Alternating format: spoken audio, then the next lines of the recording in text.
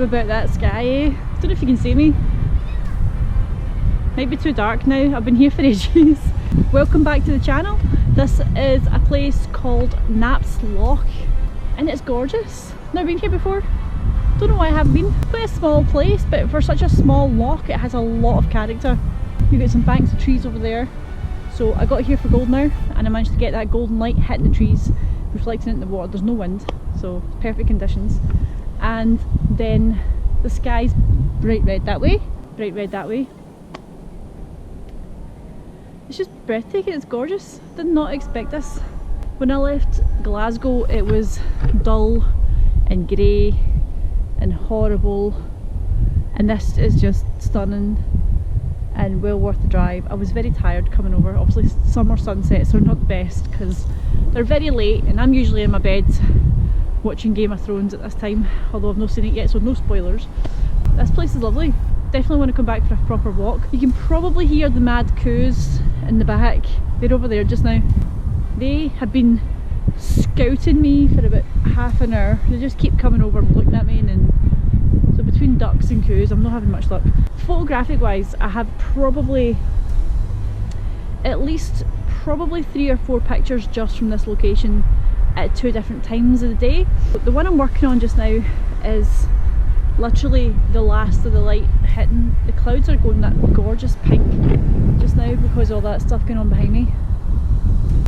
Right, so my settings is I want to slow everything down. So I'm shooting at f10, ISO 100 and 0.3 of a second. There's a wee broken fence going into the water. A couple of boats out in the middle. And that light is reflecting. I'm probably going to bring the camera up a bit actually. I'm shooting quite low down just now. Yeah, that light is reflecting in the water, so there's a lovely pinky glow. Look at that sky. Literally just waiting for that to intensify even more.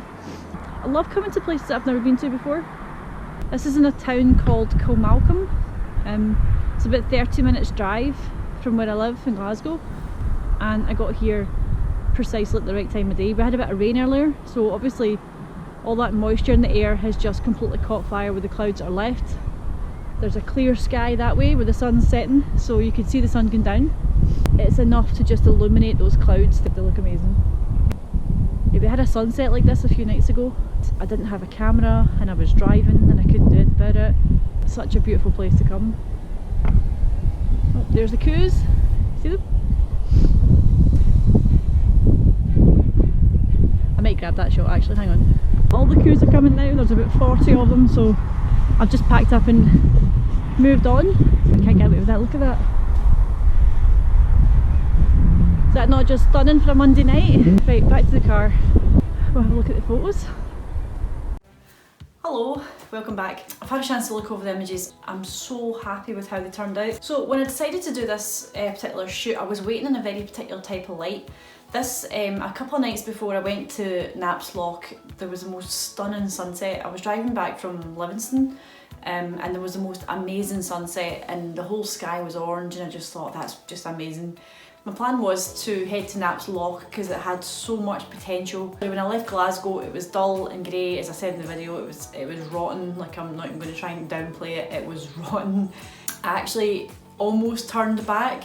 It's almost as bad as pressing that snooze button on the alarm in the morning when you're trying to get up for a sunrise shoot in the summer. I had that wee tiny moment of doubt and I overcame it and I just went anyway, and I'm really glad I did, because this is the classic example of when potential is there, it's worth it 100% for that early rise or getting out when it's grey. There's always potential, and as I said in another video that I've done before, I won't step outside that door unless I think there's potential, and I just had a feeling about this night. This was filmed just a couple of nights ago, and when I went out this night, as I said, going by the weather, I checked a couple of different weather forecast sites and they all pretty much said the same thing. If there's breaks in the clouds at night time, we might not get a sun and sunset, but we'll definitely get some light coming through the clouds, hitting some of the the sort of subjects that I was looking for, and fingers crossed, and it absolutely paid off. Very easy to find. I literally put it into Google Maps to get a direction on it. The one thing that put me off was as I approached parked the car, there was a whole big herd of cows just sort of stoating a bit of field.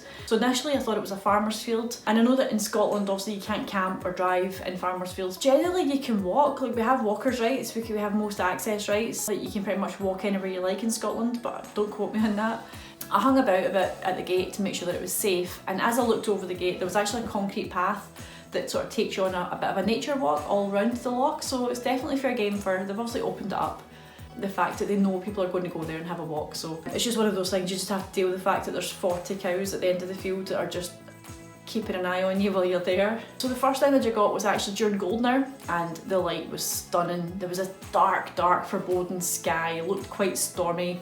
Actually, I was half expecting thunder and lightning with how dark that sky was. In front of us you had the dark skies, and behind us you had this light, just such a strong light just hitting all the trees, lighting everything up. So the contrast between that was phenomenal. As I said, on location, this place has a lot of character. It definitely got me really excited being there, because every time I turned around I could see another photograph there, I could see another photograph there. So I've come away with a few different photos. Oh, come on, MacBook. The first photograph I took is this one here. Now this is a square crop, and I knew instantly when I took this photograph it was going to be a square crop. It just suits that sort of framing as well. But there's a bank of these 3 trees, and they just looked amazing, sort of side by side. But the more I walked around and the higher I got, they actually cast a perfect reflection in parts of the water, not all of it, because also there was a wee bit of a wind. Parts of the water had a stunning reflection, so this stunning glow was also being reflected into the water. You had a lily pad as well, sort of on the ground, which just looked amazing as well. A very obvious subject with a bit of a reflection and a wee bit of foreground, which I absolutely love it. I worked on the colour balance on this one for quite a while, because initially when it first came out of camera it was very yellow, very orange, very overpowering, which can sometimes look okay. But I felt with the darkness of the sky, I think the sky had to be a bit bluer to sort of contrast against the colour of the yellow and the orange and leaves and stuff like that as well. And so that it separates itself a wee bit from the trees as well, and I think it definitely works with this picture.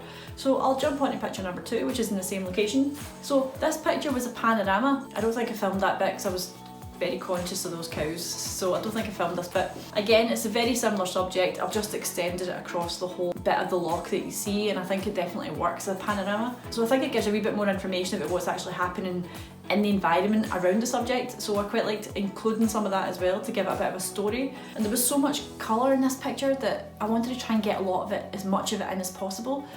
Also worked a lot with the colour balance on this, because it was taken literally a minute or so after the last picture was taken. So this one has been colour graded the exact same way as the other one. So there's actually a couple of broken fences around about the loch. Obviously there's the main pier, and I didn't actually get any photographs of the main pier. And the reason for that is because when I was walking around the loch to sort of scout it and see what I could see, the main pier wasn't being lit by the same light as the rest of the subjects I could see. So the first subject I found that had the sort of golden light hitting it was actually one of the broken piers going into the water. And this one reminds me of, is it Derwent Water? I can't remember if it's Derwent Water or Ullswater down in the Lake District. But what I love about this picture is the framing of it. So you've got the reeds in the bottom, you've got this light. I mean, if this picture had been taken on a sort of dull day, you definitely wouldn't have this. Might have suited a black and white maybe, but with this it just adds that extra bit of punch and this extra bit of contrast. And that bright yellow fence is just illuminated, which just looks absolutely brilliant. So for this one I had to get quite low to the ground as well. I was going to initially shoot through the reeds, but I wanted to retain a wee bit of that reflection in the water. I haven't gone for a slow shutter speed on this one, I did with the other ones, but which I'll show you in a wee minute. But I decided to keep this one with a relatively fast shutter speed. I wanted to catch as much of the detail in the water around about the bottom of the fence, because actually what's happening in the water at the bottom is that light is being reflected into the water there as well. So you've got golden light sort of streaking across the water, which looks absolutely beautiful. So I think that sort of complements the colours in the background, where you've got some of the trees haven't quite bloomed yet, so they're still quite kind of orangey, reddy colours, and you've got all the sort of evergreens and stuff as well. So there's a lovely balancing work between the colour of the water, the colour of the fence, the reflection, what's going on in the background, and the reeds, and I think it all works really, really nicely. Then this picture is probably my favourite. This is my favourite, actually. I really love this picture. As I was actually packing up and resigning myself to the fact I'd waited for the light to see if it would hit the main pier, and it didn't. The light in front of me started to change. So all that beautiful golden light that was hitting trees and hitting the fences and stuff sort of moved up and started changing. Obviously there must have been It must have been because of the moisture in the air, I don't know what it was, because it also had just been raining, and it started to illuminate the clouds, and the clouds became this really soft pastel pink colour. As time went on and time went on, I noticed that it became more intense, it became more red, and I hadn't even bothered looking behind me at this point, that it had perfectly just dipped under the clouds enough to just light them on fire, and this was the result. But everything on this side was then illuminated by this gorgeous pink, fiery red light. It just looked fantastic. So I've got one where I've sort of put all of the focus on that broken fence, and I think I absolutely love this picture. And you've got the boats a wee bit sort of quite small in the background, just to add a wee bit of detail in the background. But it's all about that sky, and it's all about that colour reflecting into all the water there as well, and it looks amazing. So what I decided to do with this one was also create a panorama. So I've actually got two panoramas from this location. So my second one, I cropped it slightly differently, and the reason why I made a panorama as well was because in the initial picture I was standing, you could only get so far to the edge of the water without falling in. Apart from that, there was reeds and things like that in the way as well. So yes, I wanted most of the eye and the attention to be on the fence rather than on the grass and stuff in the foreground. I think just dipping that sky down a little bit and taking away some of that blue puts more focus and more attention on the pink in the sky, and then also it's reflecting into the water as well. Like I could imagine that one being in like a calendar or something, so honestly I'm not foreshadowing calendars coming, or you never know, actually I might do one next year. Right, and this last one, I think because the conditions were perfect, because there was a lot of potential, there was a lot of character, there was a lot of subjects you could focus on. What I've done here is I've basically just flipped it into a portrait position and focused on the fence, focused on the boats, zoomed in a little bit. I think I'm shooting at about 100mm here with a 55 to 300mm lens, so it's compressed it a little bit, so the boats are a wee bit more in focus. You can actually see a wee bit of detail on the boats rather than just being sort of something in the distance. Obviously the light was fading a wee bit by the time I'd shot this. The sun had already set at this point as well. Everything's got a completely different feeling to it again, but I think this would be a gorgeous location at sunrise as well, with all the mist on the water and the boats, and it would just be stunning.